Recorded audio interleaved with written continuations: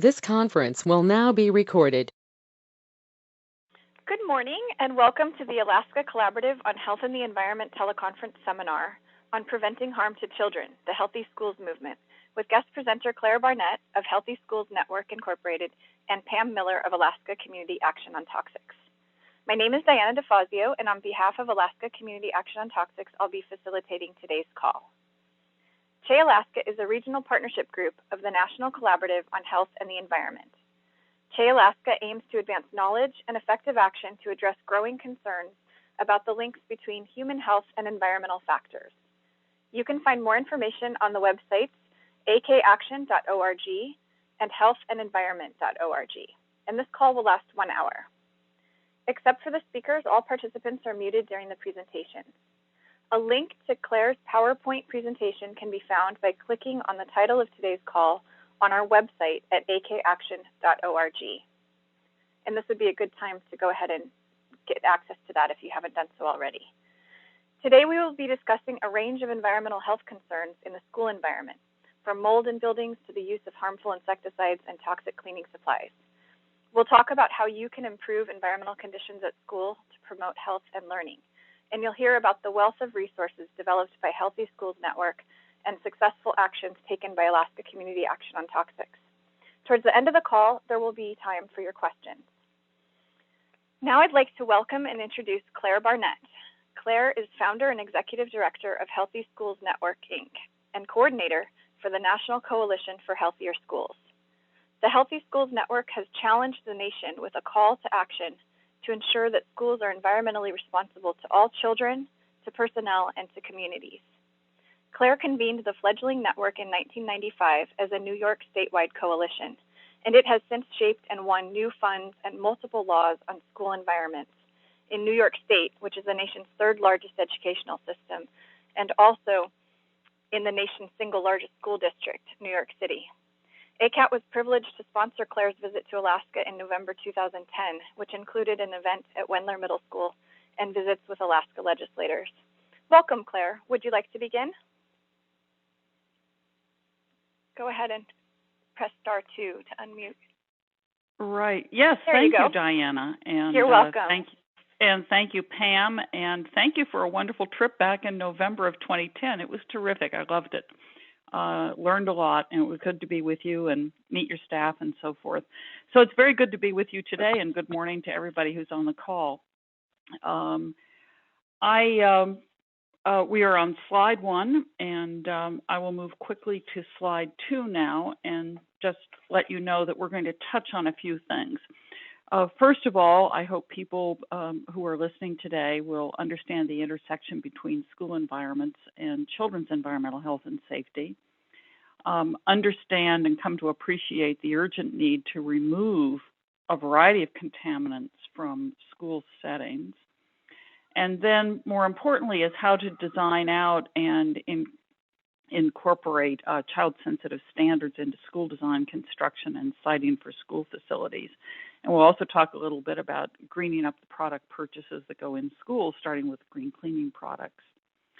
I also want to discuss very briefly with you the real need for interdisciplinary action, preventive actions around school environments, and how critical that is, not just at a community level, but also at a state level when that proves to be feasible. So moving on to slide 3. Just as a matter of background, there's actually been quite a bit published in the peer-reviewed literature on school environments and children's health and learning. Even the U.S. Department of Education published back in 2004 and found literally hundreds of peer-review citations that would suggest that they needed to take some action. We do know that school environments can be damaging to children's health, and certainly they can be damaging and threatening to adult workers in the same buildings. In fact, the Institute of Medicine published in June of 2011 that indoor exposures, and this can be any building, not just a school, but indoor exposures can be 100 to 1,000 times more intense than outdoor exposures. And for you in Alaska and for us in New York State, a lot of us spend a lot of time indoors. Generally, across the population, Americans spend roughly 90% of their time indoors. And so for a child spending 90% of the time indoors, a fair proportion of that is also inside a school or a child care center where exposures are much greater than they are outdoors. One of the things that is difficult in this field, even though there's a lot of peer-reviewed information about school environments and children's health and learning, is there really is not a lot of baseline data on children's environmental health and safety in schools. And we found that out many years ago, working with the American Public Health Association, Beyond Pesticides, the Natural Resources Defense Council, and a number of other groups when there was an outbreak of rashes among school children. And collectively, the group that I just named went to the CDC, which was then National Center for Environmental Health, then chaired by Dick Jackson, and asked if he wouldn't launch a federal investigation to find out what was going on. And there were quite a number of things going on. It was later published by CDC and MMWR in June of 2002, I think. But the reality is that they also identified there was really not much of a baseline and not a lot of environmental public health tracking that's been able to deal with school environments. Be that as it may, collectively, when we compel children to attend school, we certainly have an obligation to protect them from exposures to harmful health risks in their schools. And some of those really result in acute reactions, not just long-term chronic disease issues, but acute reactions which undermine health immediately and the ability to learn. On slide 4, talking about children's health briefly, I think many of you who are on a CHE call and certainly an Alaska Community Action call will know that children are more vulnerable to environmental hazards than adults are, and I won't spend time on that. But school environments can impair children's health. They impair their physical health. It can touch on mood, behavior, development, and the ability to learn. In fact, when children and staff are adversely affected by school exposures, in other words, the exposures is having an impact on their health, sometimes at very, very low levels, it will affect their health in ways that reduce attendance, reduce achievement, and reduce productivity. Can also change behavior. And one of the simplest things to think about in that is a building where there's very poor ventilation and perhaps rising levels of CO2, carbon dioxide.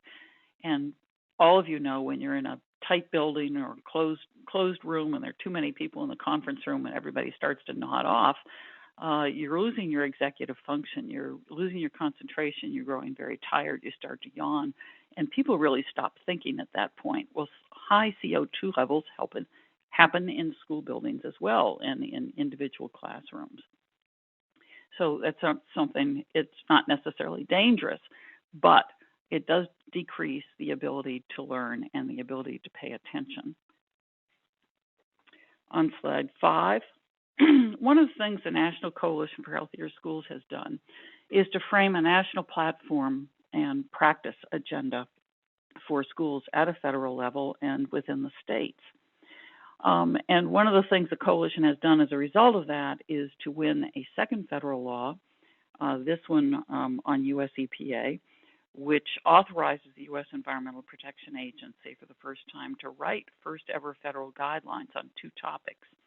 The first topic is on school siting, in other words, where new buildings are located. And that was published in October of 2011. And there's a little thumbnail of that on the slide.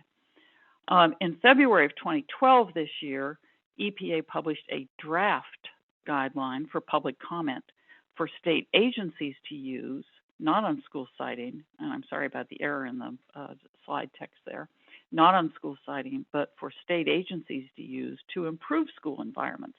In other words, what is it that the state can do, either through the education agency, the health agency, the environment agency, the energy folks, working alone or working collaboratively, which is certainly what everybody recommends, to improve school environments across the state for all children, not just one building at a time. We had quite a few comments, as Pam may recall from a lot of emails that were flying back and forth last spring. There were quite a few comments that EPA got on its draft guidelines for the state agencies. And at the same time, EPA had also released a request for applications for grants to EPA from the state agencies. Our understanding is that these are now being finalized, and there may be an announcement in October, which EPA celebrates as Child Health Month, about which state agencies and which states are going to be taking action. Unfortunately, they didn't have a great deal of money in this particular pot. We do know that Ohio Health Department is one of the health agencies that is going to be working on school environments in the state of Ohio, and we're very happy about that. We have no information about any of the other states. In fact, I don't know if Alaska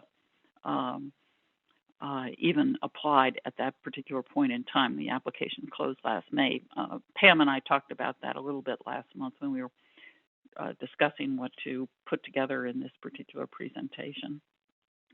So we're looking forward to the draft guidelines because we think, all of us think, that it's really important for the states to take action. There are lots of people who can work one building at a time, and there are some people who can work district-wide. But for states to take action, and some of them are, is really a wonderful opportunity for collaborative action, not only in the NGO community, but also across the state agencies and the various disciplines. On slide 6, we should try to identify here some of the contaminants that are common to schools. When the National Research Council published on a topic called Green Schools back in 2006, they identified the need then, based on peer-reviewed literature, that schools needed to be clean, dry, quiet, free of dust and particulates, and have good ventilation. And of course, that makes perfect sense. This is it's not exactly rocket science to think that a school needs to be clean, dry, and quiet, and have good ventilation. But getting there can be rocket science. At any one time, schools have any variety of contaminants in them. For example, mold from dampness, PCBs, which people I think are hearing quite a bit now, legacy toxics in old building materials like light ballast and caulking material, can also be in ceiling tile and paint. Flame retardants, certainly schools buy a lot of products that contain flame retardants. Volatile organic compounds, PVC, the poison plastic. CHEJ's got a terrific campaign going on that right now. Lead, which could be in the drinking water, could be in the paint, could even be in the synthetic turf that some schools use and child care centers use. And mercury, of course, in science labs and in thermometers and in light bulbs. And of course, pesticides being used inside and outside. So there are a lot of different ways contaminants come into schools. But it's also important to remove them, and you can do that one of two ways. One is you build them without the contaminants. You design out your problems from the get-go. The second way is to begin to remediate the buildings and green up the purchasing, both of which are really critical steps. And these are steps that EPA can assist with, that state agencies in any state, including Alaska, could assist with, that school districts need to think about and take into account and think through the process of renovation and purchasing, and that community and parents certainly need to think about, because community and parents are very often the voters on local school budgets, and they need to know how important removing contaminants from buildings and cleaning up buildings can be. Moving on to slide 7. We'll talk briefly here about siting, design, and construction, and this really also incorporates renovation. Anybody who's in a school community that's considering renovation today for a renovation program starting in the spring or in the summer, you need to plan ahead for buildings to eliminate or minimize the environmental health exposures that are already taking place. So plan for the building to be clean, dry, quiet, and control dust and particulates, and remediate the toxics that you know about. It's critically important to be able to do that. And it's particularly important to design a building in a way that makes it easy to keep clean. buildings don't take care of themselves. And my favorite way of explaining that is talk about getting a small paper cut on your finger as you're leafing through paper at work. If anybody's still using paper at work or if everybody's in a paperless office. But a small paper cut on your finger will heal up rather quickly. But a cut in a roof of a building or in the side wall or damaged windows don't repair themselves. It's critically important to be able to keep buildings clean and in good repair. And there are building materials and design features that make that easy or can make that difficult. So it's important to think that through and work with your facility and custodial staff when you're doing design and construction.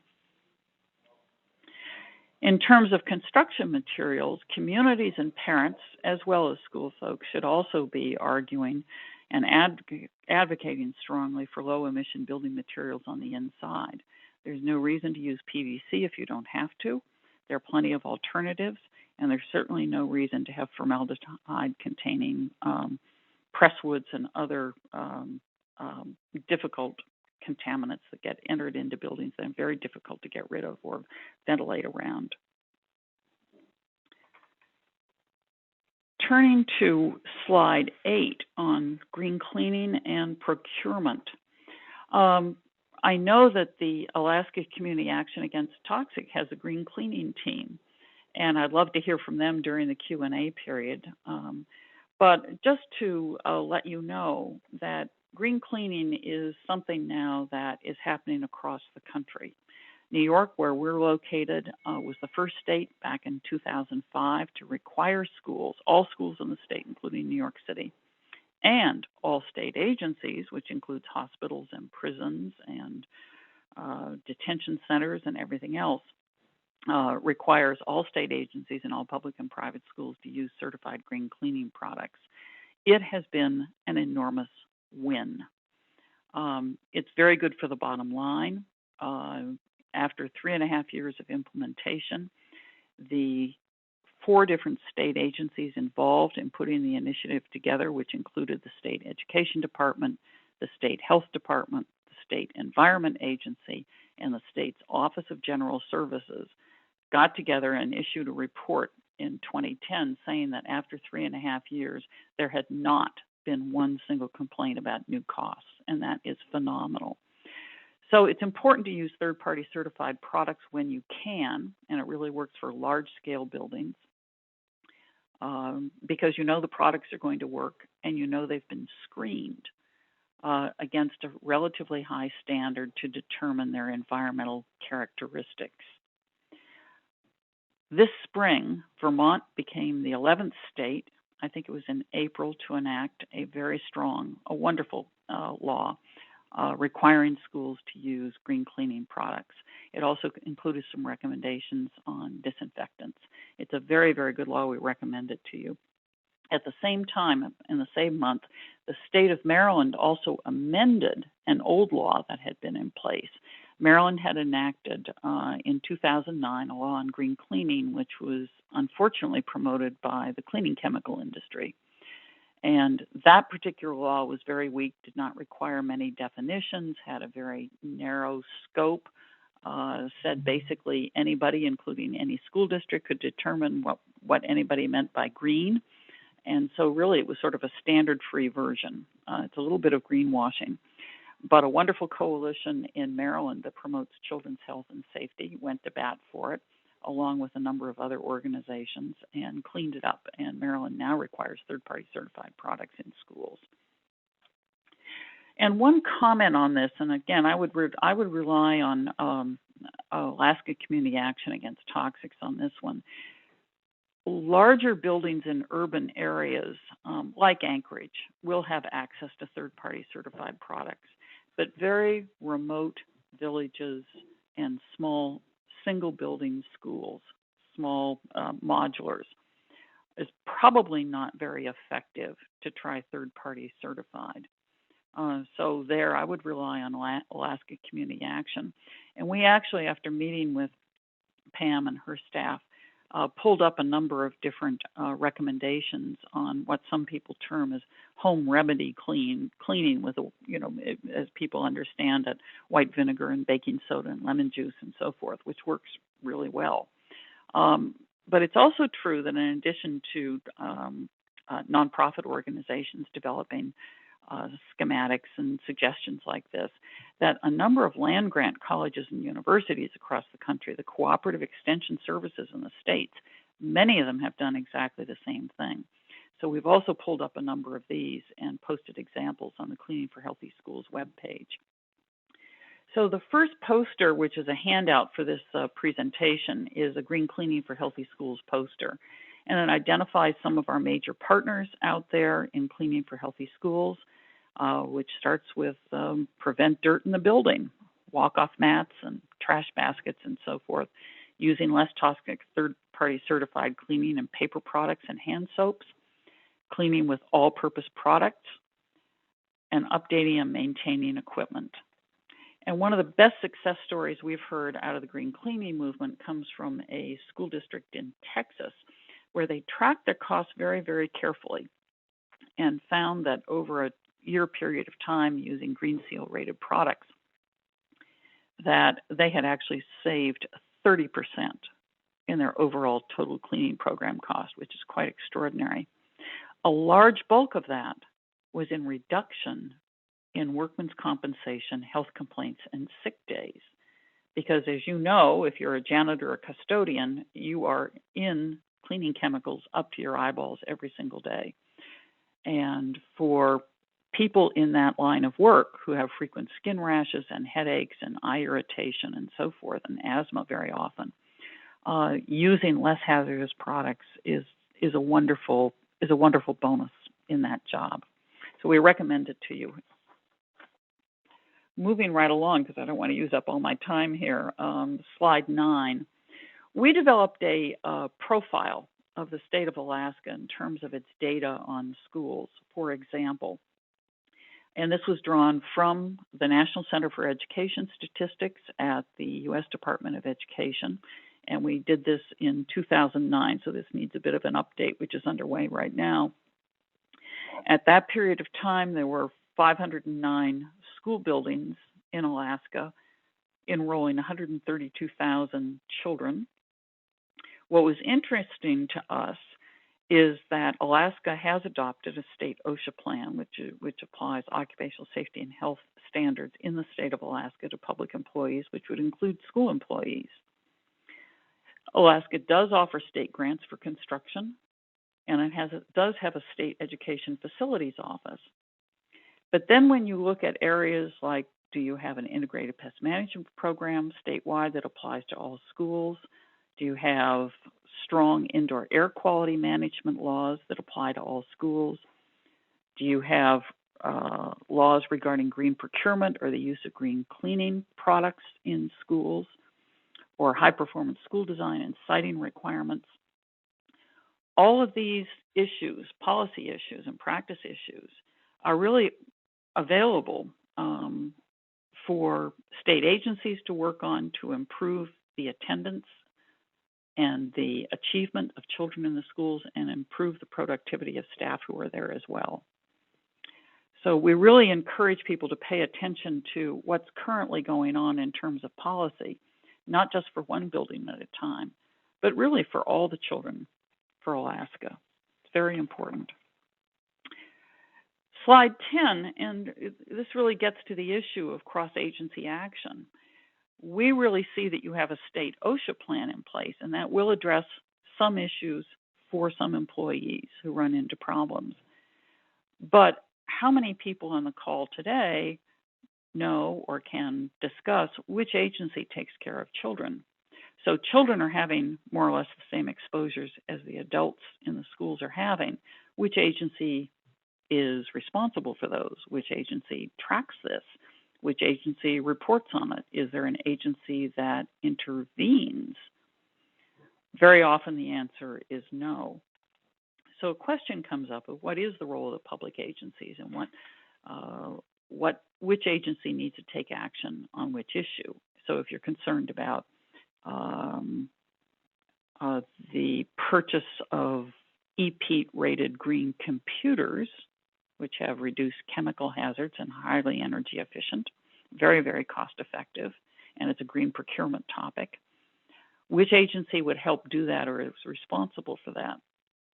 If you're interested in moving the green cleaning issue across the schools in the state, how would you frame that out and which agencies need to be involved? It's very easy to see within a short period of time that you need cross-disciplinary understanding and expertise and cross-agency work as well.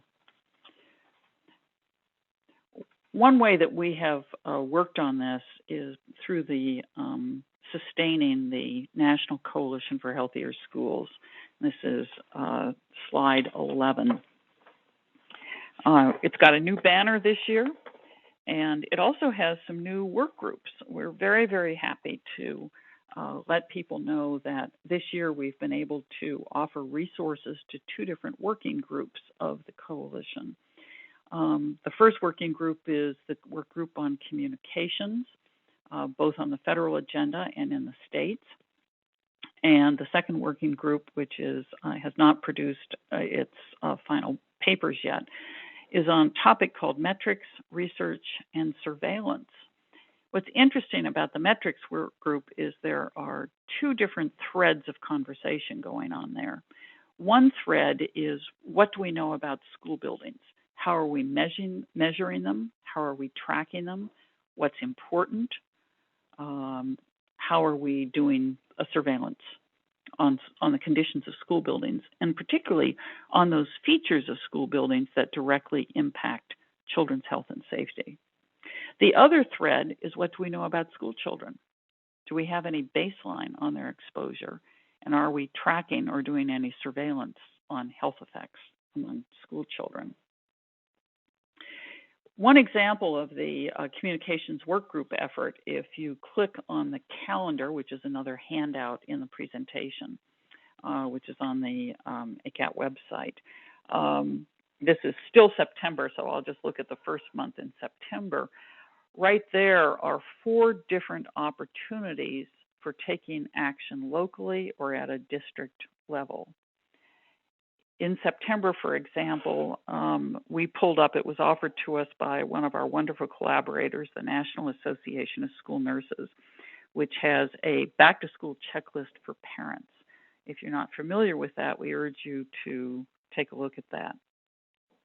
We also urge parents and community members, as well as school personnel, to make sure that if a school is under renovation during the summer, to make sure that the building is clean and fume and dust free when children go back to work and when adults go back to work. There are a number of different states that actually have policies in place regarding renovations of occupied school buildings to separate the effect of the renovation from the occupants of the building. And it turns out to be very cost effective, particularly it saves on local custodial time. We also put together across the coalition an indoor air quality checklist that includes integrated pest management and some other indoor environmental quality issues. So there's a checklist there that a lot of organizations are using. These are all posted as Word documents, so anyone who's on this call or Pam's organization, if they like, can customize that and make it into their own checklist. There's also a green cleaning checklist. This is not the poster, but it's a much more extensive inventory of cleaning practices and chemicals that buildings are really encouraged to take a look at. It would be very, very useful for Fairbanks, for example, or Juneau or Anchorage to begin looking at some of these issues in a very systematic way, and I hope the checklist would be very helpful to them to do that. So that's just one example of what the communications group is putting together. The other piece that it's doing is planning an annual meeting for the National Coalition, which will be in the beginning of January in the Washington, D.C. area. We will be located, the meeting itself will be hosted by the National Education Association, and we really look forward to working with them again on another wonderful annual meeting. If folks on the phone are interested in that and want to get in touch, please do so, and then we'll provide you with some more information about that. slide 12, I talk a lot about children and children's exposures at school. And will tell you that when the Healthy Schools Network was first set up way back when in 1995, we were then at that point in time, many people in New York, doing telephone technical assistance with parents and school personnel who did have exposures and didn't know how to deal with it. And we find it still that parents across the country, and less so with personnel, but parents across the country are often completely stymied, trying to understand what the bureaucracy is, where they should ask a question, how they should ask a question, why there is even an issue, and how they can deal with an exposure situation in a very constructive, productive manner. So working with a lot of people, we put together a Healthy Schools, Healthy Kids clearinghouse, which is really a lot of, now it's publications, it's fact sheets and guides, standardized guides and fact sheets about children, about school issues, and how to address a situation in a school. So we have guides, for example, on molds in schools, on asthma in the environment. We have a guide to school design and healthy high-performance schools, which really gets to the issue of how you design out common problems, as well as a list of a lot of wonderful internet resources. And at this point in time, it's hard to keep up with all the good work out there. There are so many different organizations that have become active on school environments and are really doing terrific work. It's wonderful to see this work emerge, and it's really terrific to see so much diversity in what's happening out there, and we really encourage people to get involved in the issue. On slide 13, we talk briefly here about what you can do, and we have standard advice. It's about how to form state coalitions and how to work locally. There is a handout for this sheet, and it's also on the ACAT, the conference call website, called the Guiding Principles. And on the website, it's attributed to us, but I'm going to beat a hasty retreat on that and tell you we did put our logo on top of the Guiding Principles of School Environmental Quality way back when. But in fact, it really emerged from a New York State Board of Regents advisory committee on school environmental quality that was active way back in the early 90s. And the Board of Regents and the State Education Department staff wrote this, and the committee recommended it to the board, whereupon the Board of Regents adopted it as guiding principles for school environments and handed it off to their Office of Facilities Planning at the state level. So currently, whenever the New York State Office Education Department's Facilities Planning Office makes a presentation to the Board of Regents, they start the presentation with, every child and school employee has a right to an environmentally safe and healthy learning environment, which is clean and in good repair. And then they explain why they're taking it on. So it was a wonderful effort way back then, but it also has been a set of guiding principles that have also been adapted and adopted by the American Public Health Association and by a number of other groups. So I would encourage you within Alaska or any other states that may be listening in, if you're thinking about working collaboratively across a number of issues at the state level or at the local level, think about framing your mission of what would happen if you really believe that every child and every school employee has a right to an environmentally safe and healthy learning environment, clean and good repair. You have a lot of work ahead of you when you do that. It's a terrific mission statement. And that's a quick summary of where we are. There's a lot of detail here. There are campaigns on school lighting, as you know. There have been campaigns on underground storage tanks around schools. There are campaigns on PCBs. There are campaigns on green cleaning products. There are campaigns on IPM. There are campaigns on energy efficiency. The Federal Education Department, I will close by saying, has opened up a new, what they call a Green Ribbon Schools Award program. I don't recall if Alaska participated last year or not, but the Education Department federally has a website devoted to this award. There is no cash award with this. It's an honor. And the state education agencies that want to participate are asked to appoint a state coordinator to develop an in-state application. And the state agency, the state ed agency, collects applications from any interested schools and then culls those and forwards its nominees to the Federal Education Department, which then announces them on Earth Day. So it is an opportunity for schools in Alaska, particularly if you have environmental ed programs, if you have been working on healthy facilities, and you've also engaged in reducing the environmental footprint, for example, energy efficiency or use of renewables.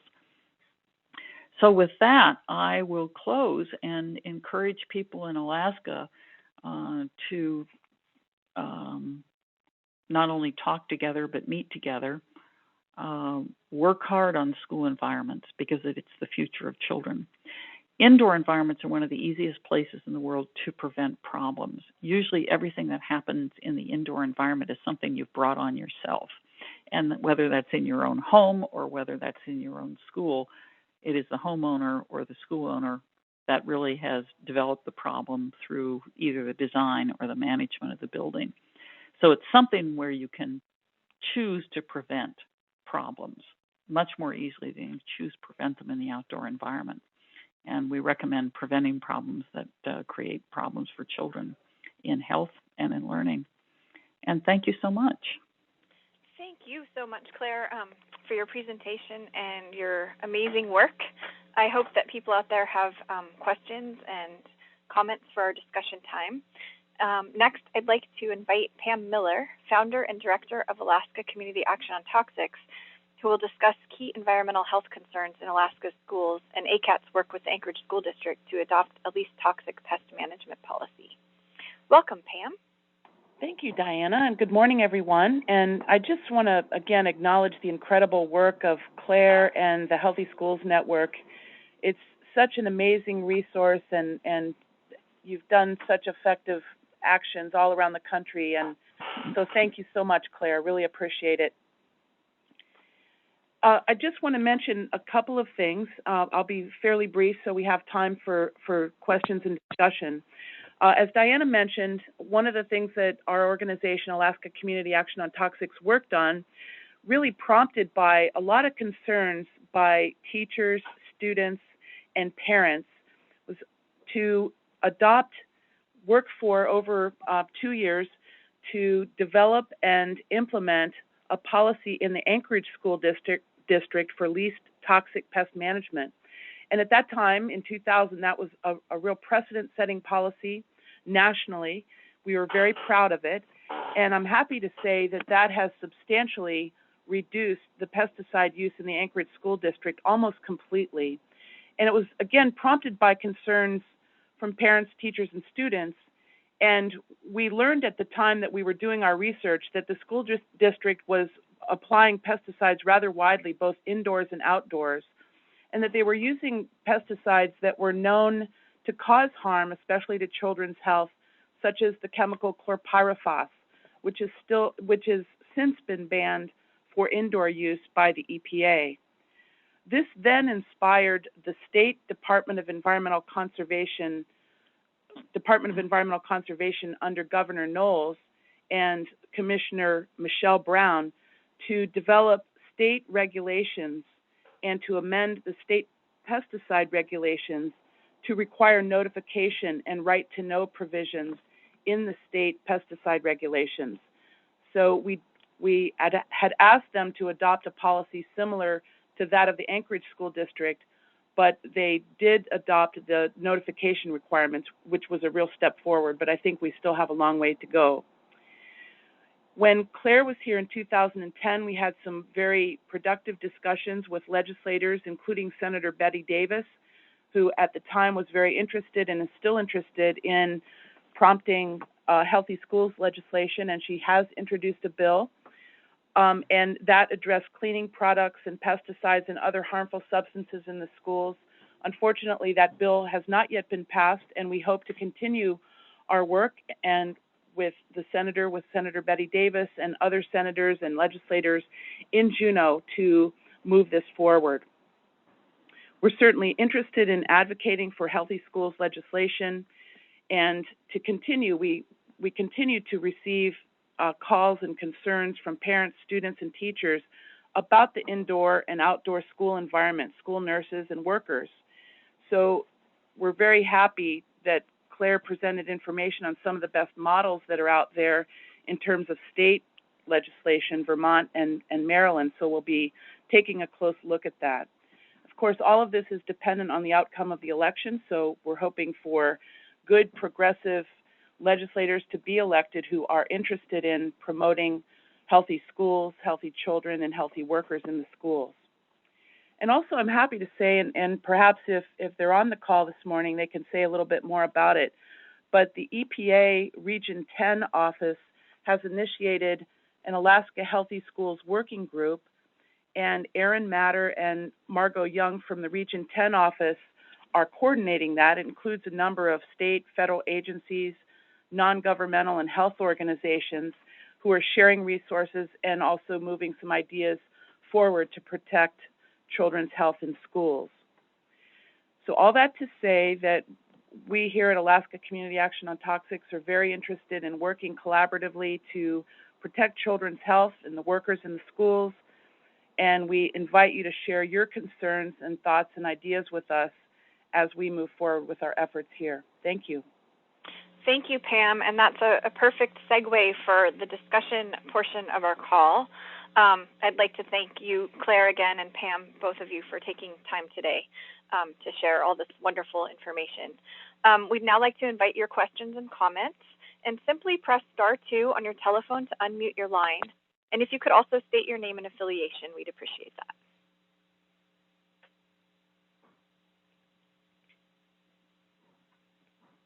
Don't be shy. Hi, this is Margot Young, actually, from EPA in the Seattle office working in Alaska. Pam, I'm so glad that you mentioned the work group, and I would just like to, and Claire, thanks for your thoughts and your presentation and all your work as well. Just wanted to mention that if anyone is interested in joining the work group, we meet, we have a call and meet monthly to discuss opportunities to move forward on protecting children's health in school environments in Alaska. And if you're interested, you can email me at young.margo, that's MARGO, at EPA.gov, or give me a call at 206-553-1287. And I know that was really fast, so you can also probably follow up with Pam or folks at ACAT and get my contact information. Thank you, Margot. Thanks.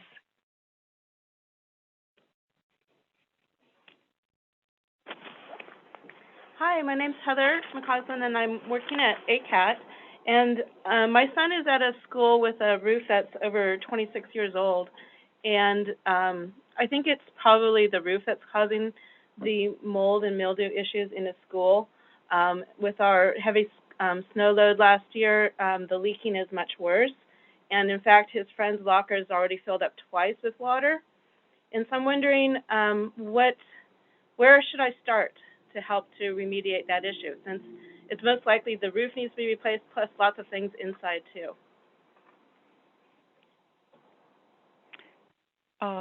Pam, this is Claire. Do you want to start, or would you like me to? How do you want to do that? Oh, go ahead, Claire. Thanks. Heather, thanks for the question. It's a very common question. All damp buildings, whether they have lockers filled with water or periodic flooding or mild roof leaks or drippy faucets, all damp buildings grow mold inside. The other thing is there's no such thing as a mold-free environment. Molds are with us all the time. So whatever you do, don't start talking about a mold-free building because they don't exist. What you're describing is classic. The roof absolutely has to be fixed. There's no way to remediate mold or dampness inside a building until the building is dried out. So everything that has been damp, wet, water damaged, and is not dried out within 24 to 48 hours is now growing mold if it's moisture based. So that's bookcases and books and carpets and wallboard, building materials, wood. anything that stays wet for too long will start to rot. So the first problem is really the roof and any of the other sources of moisture. So if you really had a heavy snow load, the ground around the building may still be damp or soggy. So that has to get dealt with as a drainage issue. I do know that Alaska has state grants for construction. As a parent, I would suggest that, everybody in the building knows the building's wet and has mold inside. So this will not be a big secret or a big problem that you alone are going to be raising. But I would work with at least one other parent or a school teacher or your facility director at the building and approach the building principal and the district superintendent and say, we need to do something here. You will find moldy, damp buildings have much higher asthma absenteeisms and many more trips to the school nurse. So anything you can do to get the building dried out and get the mold remediated will boost attendance and boost achievement. I don't know how much that helps you, but it is something that needs to get dealt with right away. This is Margot Thank Young. you, Heather, for your question, and Claire for that great information. Well, the only other point I'd raise, and it's nice to hear Margot's voice on the phone. U.S. Environmental Protection Agency has excellent resources on molds in schools and mold remediation. And I would suggest using those. The two that we recommend, the two mold remediation sources we recommend the most highly, one is EPA's, and the other happens to be the New York City Department of Health and Mental Hygiene, also has a very outstanding mold remediation guidance. I would suggest using both of those, or either one of them. Absolutely. This is Margot. I was just I'm going to say that. I hope you guys can hear me. That, I would echo Claire's and Pam's comments and be sure to download the guide on mold remediation from EPA and take it to the administrator. Mm-hmm.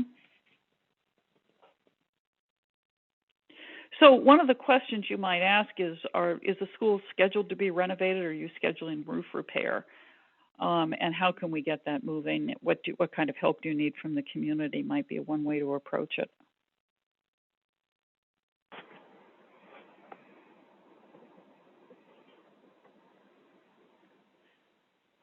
Again, if you'd like to ask a question or make a comment, please press *2. Diana, while we're waiting for the shy people to speak up with additional questions, this is Pam. Just a follow-up question for Claire.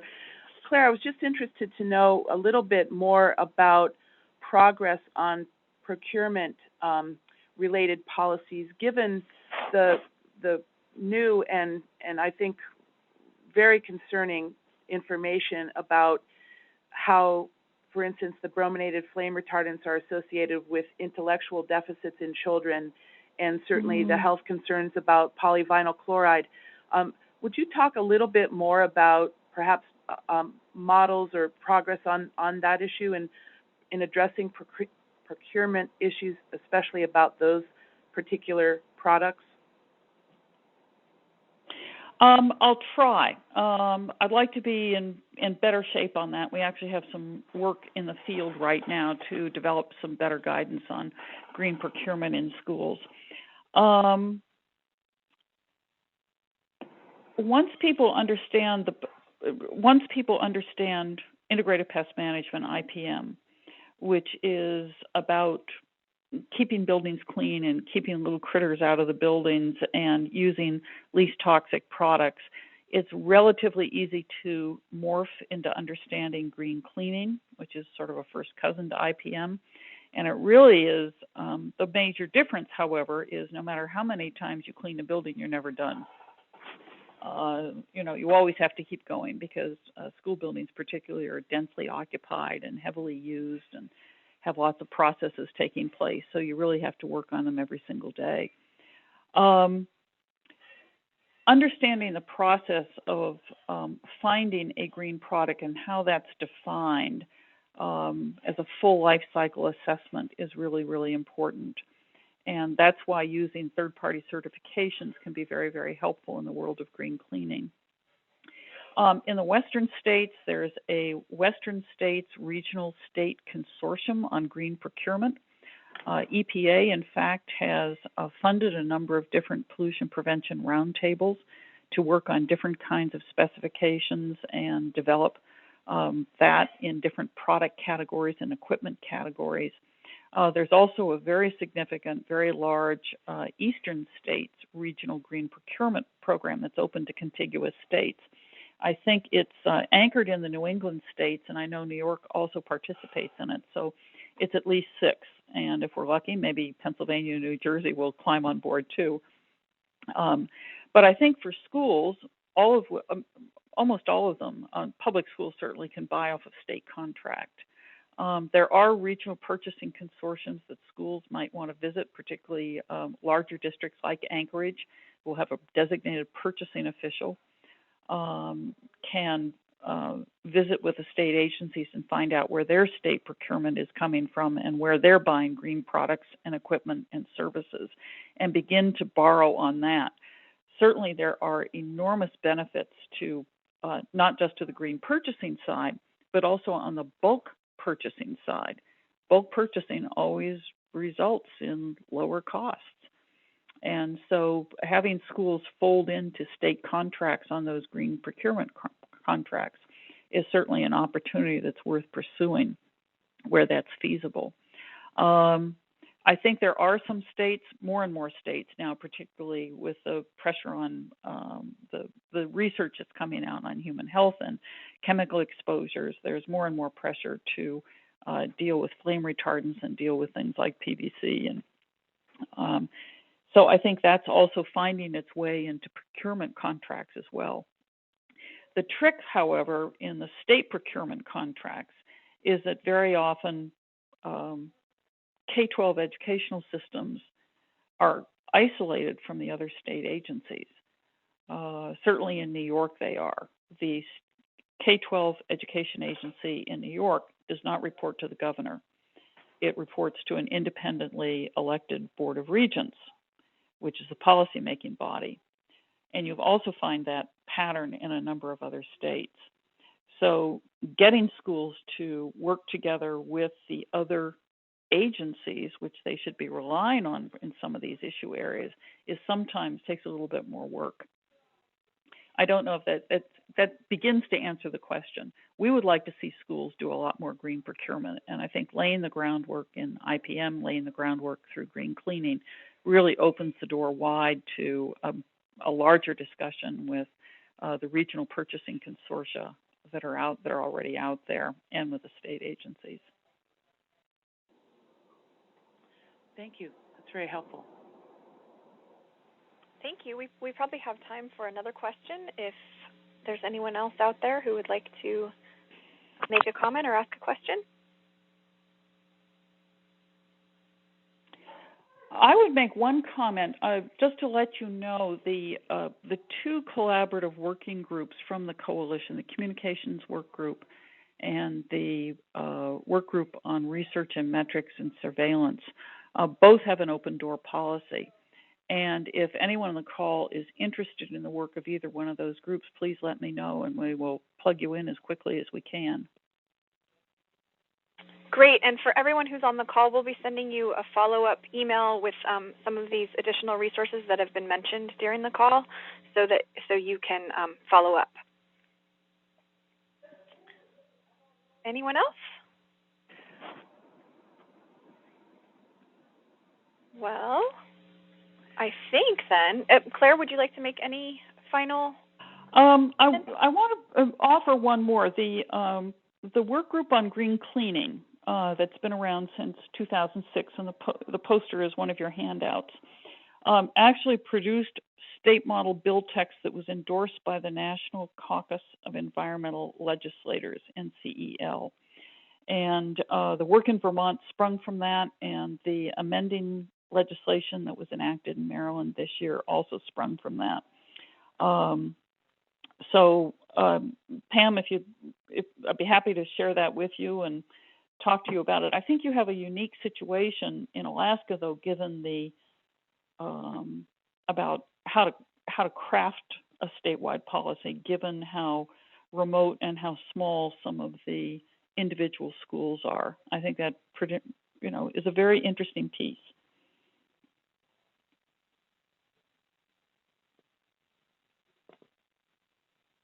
Pam, did you want to make any final comments? No, just again to thank Claire and just to recommend the resources that her organization provides, which are phenomenal, the Healthy Schools Network, and we will be sharing those. And also really want to thank Margot for being on the call and sharing information about the Healthy Schools Working Group here in Alaska. So, and thanks everyone for participating. And then I can't stop here. I'm going to make one more comment. The Western States Purchasing Consortium actually had a webinar yesterday and on selecting environmentally preferable disinfectants and sanitizers. And as Pam will know from her work with schools already, and anybody who's addressing the green cleaning situation, knows that schools tend to use, and many of them overuse, things like hand sanitizers and disinfectants. These are pesticidal agents. They're registered with EPA under FIFRA, and we really hope people minimize the use of disinfectants and hand sanitizers and stick with good old-fashioned soap and water when it comes to hand cleaning, particularly not get hand sanitizers that include triclosan. So that's one more toxic that no one needs to import into a school building, but there is plenty of discussion about better disinfecting and better sanitizing, when to do it and when not to do it. So I'd encourage people to look at the Western States Consortium for their webinar when it gets posted in another few days. Great. Thanks for that additional resource. Yeah, thank you. We'll be sure to include that in our follow-up. Okay, well, thank you again to everyone for being with us this morning, and I'd like to remind you that a recording of this call will be available on our website within the next day or two. Our next call will be on Wednesday, October 24th, with science journalist Florence Williams, the author of the new book, Breasts, A Natural and Unnatural History. She'll be discussing the link between exposure to industrial chemicals and the rise in breast cancer and early puberty. Please visit our website at akaction.org to sign up for the call, or you may call ACAT at 907-222-7714 for further information on any of our Che Alaska calls. If you have additional questions or comments, please feel free to contact us. Again, the number is 907-222-7714. You can also email me at diana@akaction.org. And thank you, everyone. Thank you.